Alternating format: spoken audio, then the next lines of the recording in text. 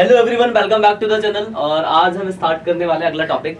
Last lecture में हमने देखा था क्या कहते हैं कोलेटरल वाला, कि अगर हम डिवेंचर इशू करते हैं कोलेटरल।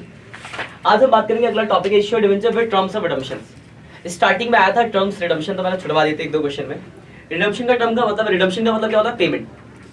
तो जब हम किसी से उधार लेते हैं तो पेमेंट के टर्म डिसाइडेड होते हैं कि फ्यूचर में हम उसको कितना पैसा देंगे। तो ध्यान से मतलब इसके पीछे क्या क्या होगा। इशू का आपने पढ़ा है।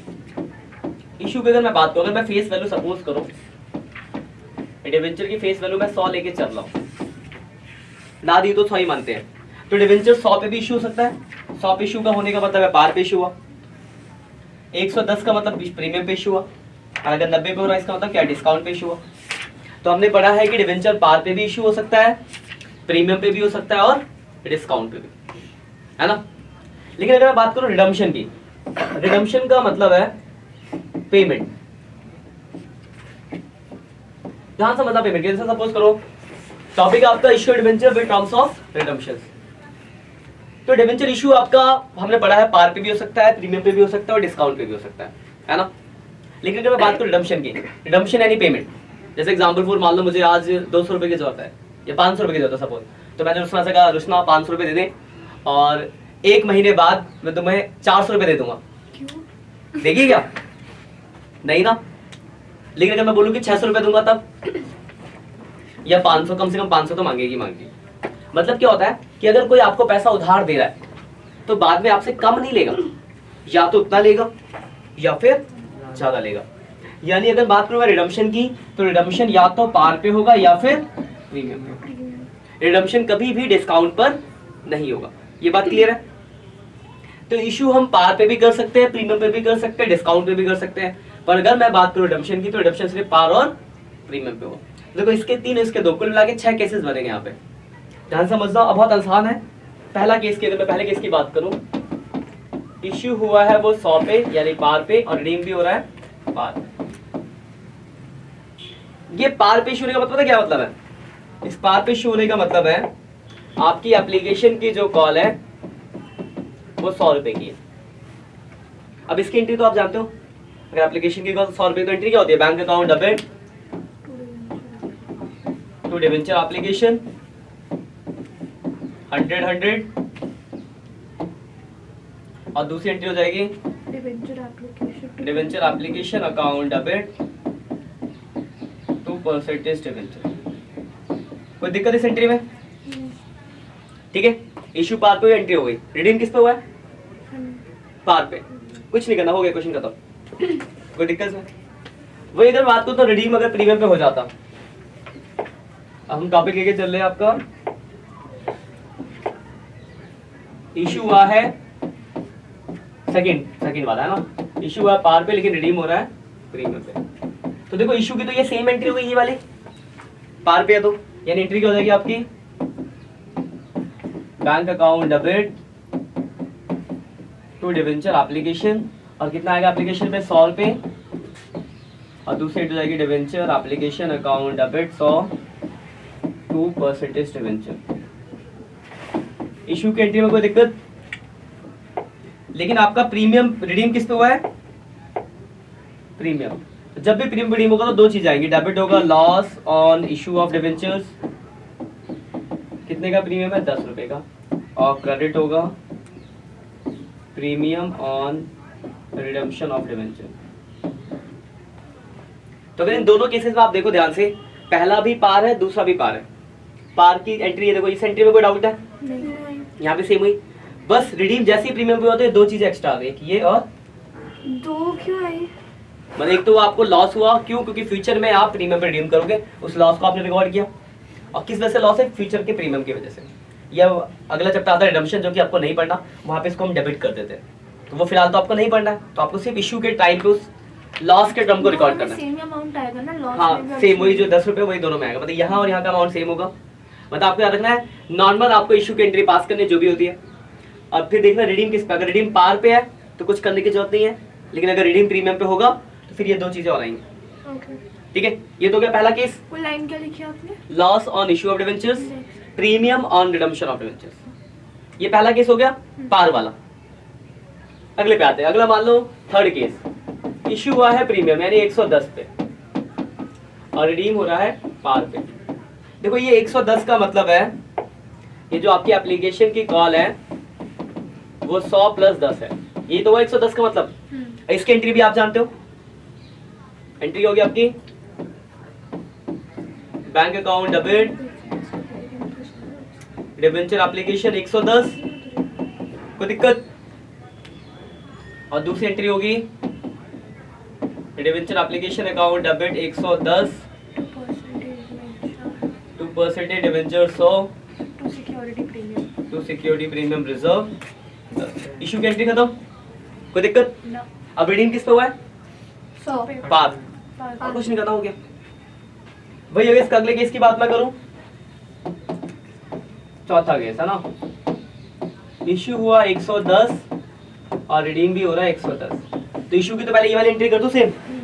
तो एंट्री क्या होगी आपकी? Bank account debit to debenture application 110 और दूसरी हो जाएगी डिवेंचर एप्लीकेशन 110, ठीक है। 2% डिवेंचर 100 और 2 सिक्योरिटी प्रीमियम रिजर्व 10+। इशू खत्म। अब रिडीम किस पे हुआ है? पार थोड़ी है, प्रीमियम है ना। फेस वैल्यू 100 है, 100 से ऊपर इससे नहीं देखना आपको, इससे मतलब नहीं है। फेस वैल्यू कितनी 100 थी और 110 प्रीमियम पे रिडीम हुआ है। तो प्रीमियम पे रिडीम हुआ तो फिर दो चीजें और आ जाएंगी, डेबिट हो जाएगा लॉस और इशू ऑफ डिवेंचर और क्रेडिट हो जाएगा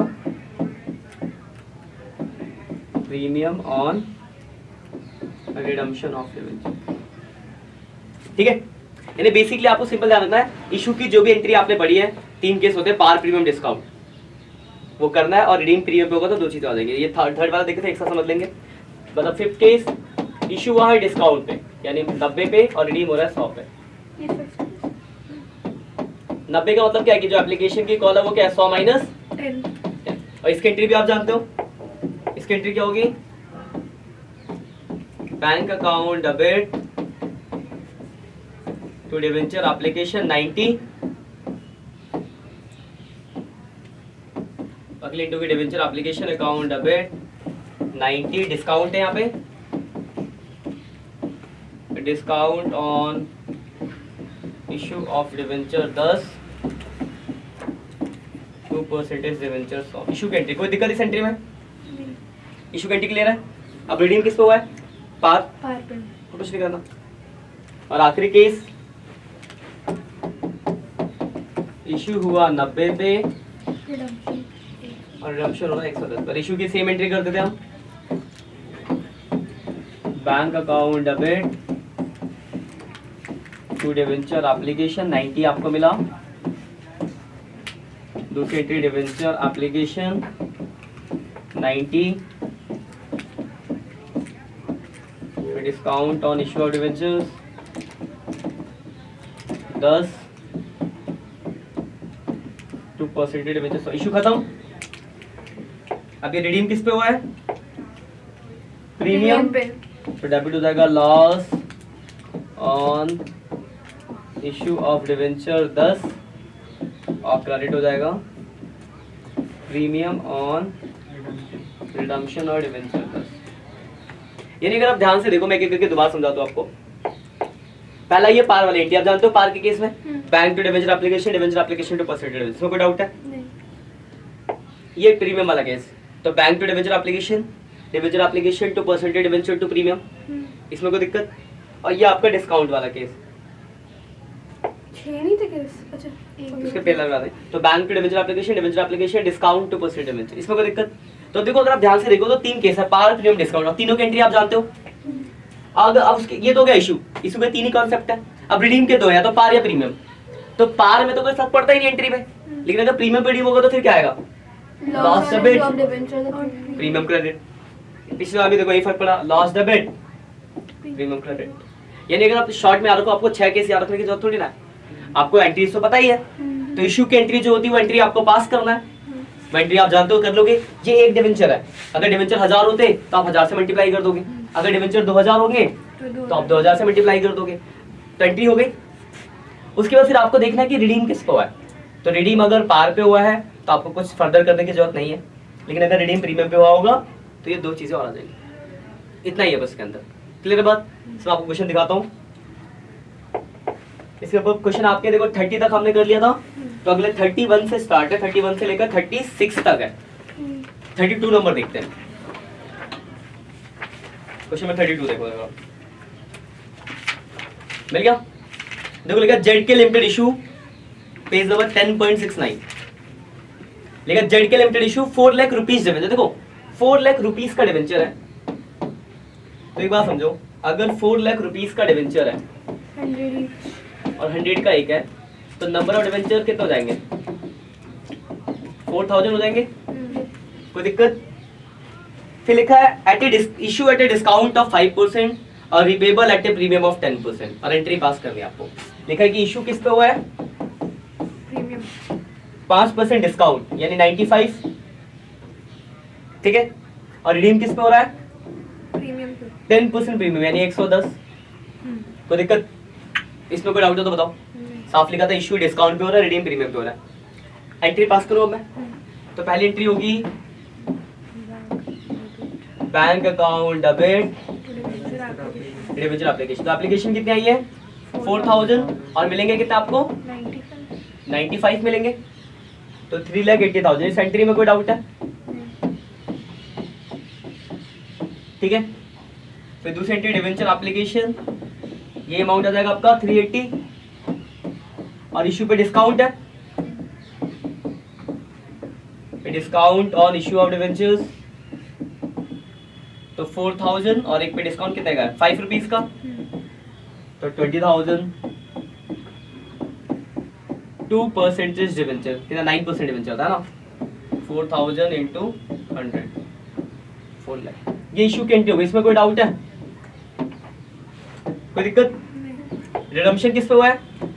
प्रीमियम तो दो चीजें और आएंगी, लॉस और premium. Loss on issue of debenture और क्रेडिट होगा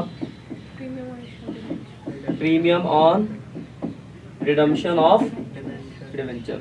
अमाउंट आएगा 4000 इंटू कितना है बताओ? 10 है ना। 10 100 का था, 10 रुपए ज्यादा है। 40,000 यहाँ पे आ जाएगा। ये आपके एंट्री होगा। कोई डाउट है बताओ? नहीं। Clear point? तो एंट्रीज के केस से ध्यान रखना है, बस क्वेश्चन में सब लिखा होगा। जैसे मैं एक और दिखाता हूँ, कराऊंगा नहीं, मैं दिखाता हूँ आपको। जैसे अगला देखो 33 देखो, लिखा आपके पास 1000 डिवेंचर्स है, 100 each, issue at a discount of 6%, यानी इशू कितने पे हो गया ये अब? 94, और लिखा repayable at a premium of 5%, यानी रिडीम कितने पे हो गया? 105। क्या एंट्री पास नहीं कर लोगे? और 1000 डिवेंचर है 33 में। कोई दिक्कत? 34 में देखो ऐसे, 34 में देखो अलग अलग बहुत सारे केस है। जैसे पहला केस देखो, लिखा 28,000 रुपए के डिवेंचर, यानी नंबर ऑफ डिवेंचर कितना हो जाएगा? 280। फिर लिखा issue at a premium of 15% repayable at par, यानी इशू हो रहा है 115 पे और रिडीम कितने पे हो रहा है? 100 पे। क्या आप एंट्री पास नहीं कर लोगे? हो जाएंगे ना। तो ये 36 तक यही टॉपिक है आपका, और ऐसे ही क्वेश्चन कर रहे हैं। कोई दिक्कत होगी?